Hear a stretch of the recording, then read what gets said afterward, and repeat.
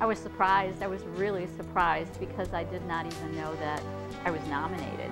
So that when the notice came to me, I was a little bit befuddled at first, like, really? I received this nomination and somehow have been honored with this.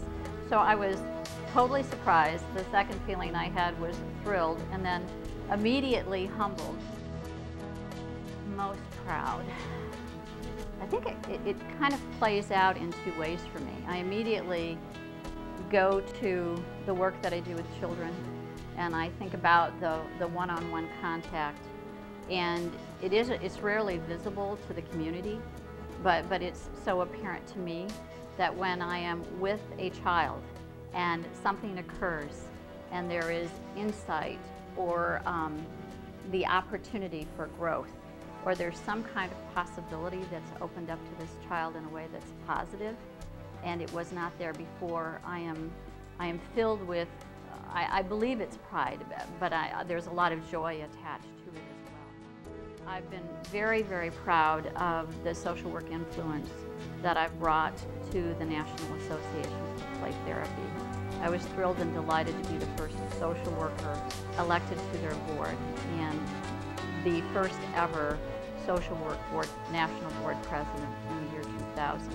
So I've kind of know that you have opened a door to hope or opened a door to a space of possibility that wasn't otherwise there for a child, that's everything to me. And I feel so fortunate, really, my entire life, never regretting one moment of making the choice to go into social work. I have never one day, laid back and went, oh, I wished I had done something else for a living. I'm every single day grateful for the gift of having gotten into this field.